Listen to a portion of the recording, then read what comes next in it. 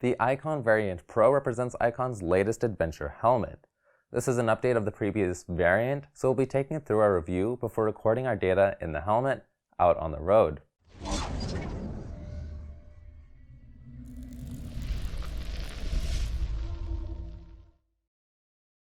Sebastian from Champion Helmets here, and the Icon Variant Pro is the new successor to the previous Icon variant. This is clearly designed as an adventure helmet with the distinctive large peak at the top and the large visor aperture for goggles. Though it does come with fewer frills than some of the upper market adventure helmets like the Visor X4, it is still a solid entry for the mid-market segment. It is coming in a fiberglass carbon fiber composite outer shell for a light weight, and it also comes with a large number of vents should you need it. So, at the recommended retail price of about €370 or $440, the Variant Pro will be competing with the Scorpion 80X1 and the Nolan N72X at the lower end of the market, and the Climb Cryos Pro, Shoei Hornet ADV, and the Visor X4 at the upper end. Before we break down the helmet specs, don't forget to subscribe to keep up to date on our latest helmet reviews and road tests, where we measure the data and bring you back the facts. For material, the helmet is constructed out of Dyneema, fiberglass, and carbon fiber composite to create a strong and lightweight shell. Dyneema is a tough performance fabric with similar properties to Kevlar. When we weighed the Variant Pro, it came in at about 1,630 grams or 3 pounds and 9 ounces, and this is on the heavier side, and it is close to where we weighed in with the Visor X4. Nonetheless, the helmet comes in 3 outer shell sizes, which will improve fit, comfort, and safety. Since this is an adventure helmet, ventilation is going to be incredibly important. That's why there are 6 grill air intakes in the chin, which are controlled by a slider on the inside of the chin bar. In the brow, you have 3 adjustable vents, and though they're hard to see under the peak, you do have one in the middle, which you can open and close. And you have 2 on either side, which are adjustable to 3 positions. You also then have an exhaust underneath the spoiler. The visor of the Variant Pro helmet is anti-fog treated and is not pinlock prepared. Though pinlock usually does the best as far as anti-fogging, the visor will still offer a great field of view, which is to be expected with most other adventure-style helmets. To remove the visor, you first need to remove the peak, and to do that, you just push on the button at the top to release the peak, and then you rotate it forward gently until the side panels pop out. With the peak off, you can now remove the visor by opening it into the fully upright position. Then you just apply a bit of pressure on either side at the bottom to pop the visor off, and when doing this, you need to make sure you're applying this pressure from the bottom, where you see the track with the détente, and you do need to use a little bit more force than you would on most other helmets, which may cause a little bit of concern.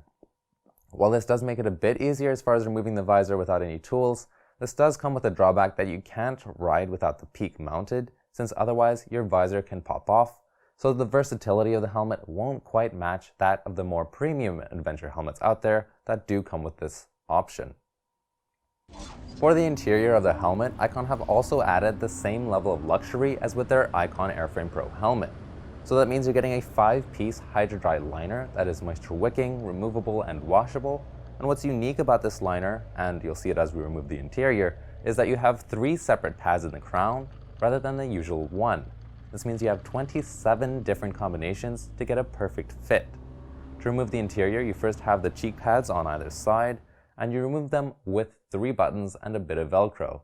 You then do the same with the cheek pad on the other side, and you can also see the double D-ring chin strap.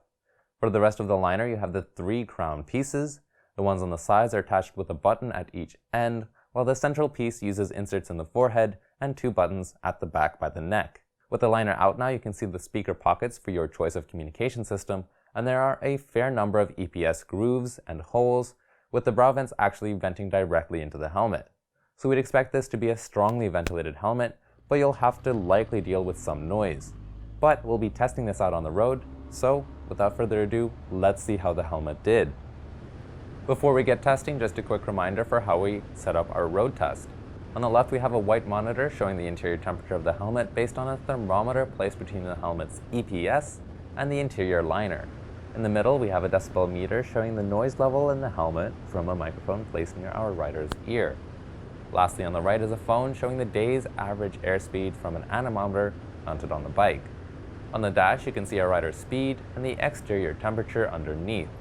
Like all of our tests, we performed this one at 130 km per hour or 80 miles per hour on long stretches of highway.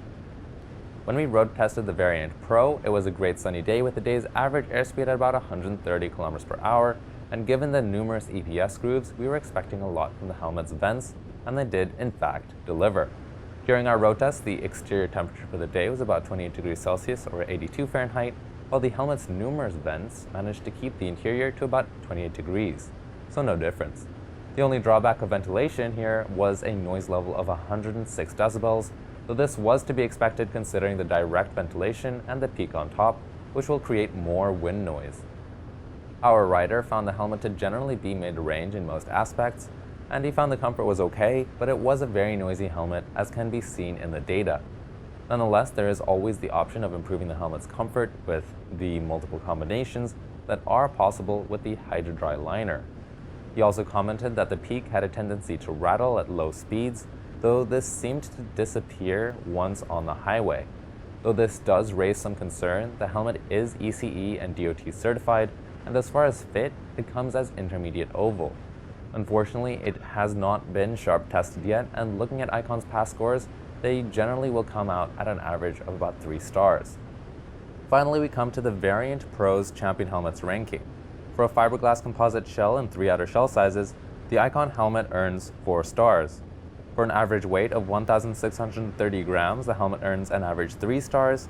However, since the visor was only anti-fog treated, with no option for a pinlock, it earns 2 stars. Nonetheless, Icon do also offer pinlock prepared visors, but these must be purchased separately.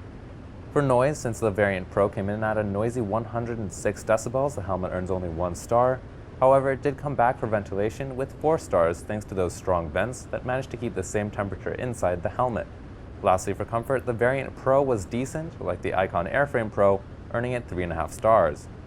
Overall, this brings the Icon Variant Pro to a total of 3 stars at 21 euros per star, which are solid results for a mid-market helmet. If you would like to learn more about the Icon Variant Pro, then don't forget to head to championhelmets.com, where we have our lowest price guarantee and plenty of bundle deals including additional visors or a discounted communication system. The Icon Variant Pro helmet is going to be a little bit more focused among riders who are looking to bring a bit more adventure to their rides without breaking the bank. And though the face shield system could use some improvement, you are still getting a clever design with plenty of adjustability inside. If you like the video, then make sure to subscribe to stay up to date on our latest data-driven helmet road tests, where we bring you the facts, and let us know your thoughts in the comments down below. I'm Sebastian from Champion Helmets, and thanks for watching.